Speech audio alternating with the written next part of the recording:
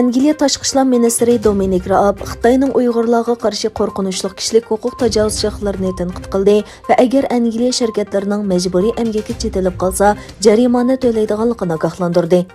Angliya Tashqi ishlar ministri 12 yanvar seshanba kuni Avam palatasida doklad berganda Xitoy zulmi ostidagi Uyg'urlarning vaziyati haqida to'xtalgan bo'lib, yig'ilish lagerlari, siyosiy qayta tarbiyalash, majburiy emgak va tug'mas qilib etish qatorliqlarning qo'rqinchli qilmishlar ekanligini aytgan. O parlament a'zolariga Uyg'urlar uchrayotgan kishilik huquq dafsandichiligining qo'rqinchli ekanligini va Angliyaning buningga qarata axloqiy majburiyati borligini aytgan. Tashqi ishlar ministri Raab so'zda yangi tadbirlarni e'lon qilgan bo'lib, bular barliq Angliya korxonalarining Sharqi Turkistondagi kishilik huquq tajovuzchilariga chetilib qolmasligi va uningdan manfaatlanmasligiga kafolatlik qilish uchun tuzilgan. Uning aytishicha, Angliya shirkatlaridan ta'minlash zanjirining Sharqi Turkistondagi majburiy emgakka chetishlik emasligini isbotlash talab qilinadi ekan. Shirkatlarga qanday qilib astoydillik bilan tekshirish olib berib, ularning rayondagi kishilik huquq dafsandichiligiga chetishlik mahsulotlarni manba qilmasligiga kafolatlik qiladigan bir ko'rsatma berilgan.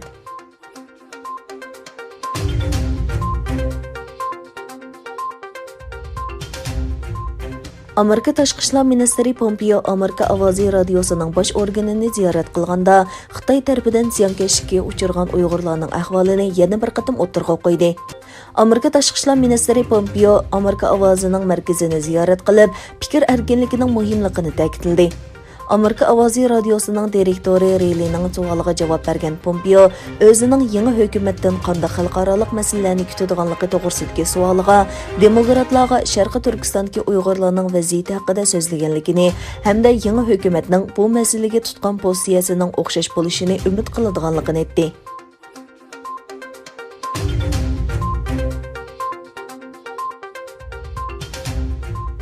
Apsi Uyg'ur bo'lgan amerikalik jurnalist Amelia Young Xitoy Kompartiyasining Uyg'urlarga qaratilgan milliy qirg'inchilik qilmishining o'ziga yiltizini eslatganligini aytdi.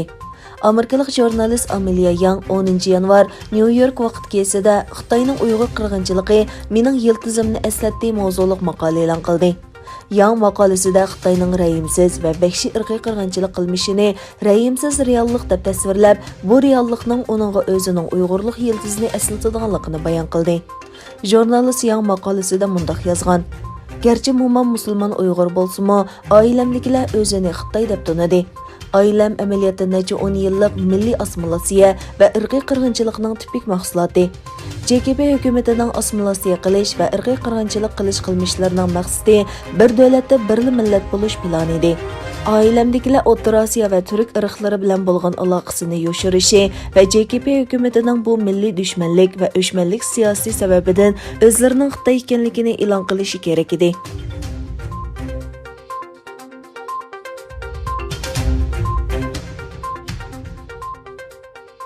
Xitoy Sinovac shirkati tadqiq qilib yasab chiqqan Wuhan virusi vaksinasining Braziliyada unum nisbati 50,38% deb e'lon qilindi. Sinovacning ishlab chiqarish va tadqiqot hamrohi bo'lgan Butantan institutining bayonotida eng yangi sonliq ma'lumotlarda davolashni talab qilmaydigan yenik yoki kasallik alomatlarining nazarga ilinganligi ko'rsatildi. Indoneziyada bu nisbat 65,3, Turkiyada bo'lsa 91,2% deb e'lon qilingan edi.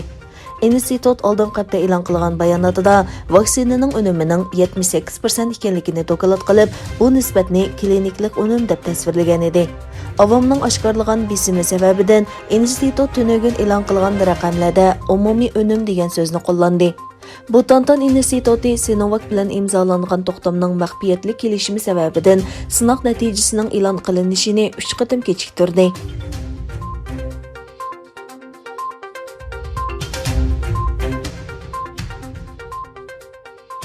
Oldin hafta yuz bergan parlament hujumiga qarata Amerika prezidenti Donald Trump "Men zo'ravonlikni xohlamayman, men azaldan xohlamadim" dedi. U bayonotida o'ziga qaratilgan ayblash jarayonini sehrgar o'vning davomi deb tasvirlagan. Trumpga qaratilgan ayblash jarayoni to'g'risida ayblash jarayoni bizning siyosiy tariximizdagi eng chong sehrgar o'vning davomi. Mutlaq kulgilik.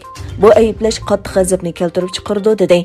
Prezident Trump Avam palatasining boshlig'i Nancy Pelosi va Kengash palatasi Oz sonliqlar rahbari Chuck Schumerning uni vazifasidan elib tashlash urinishini qo'rqinchli deb tasvirladi.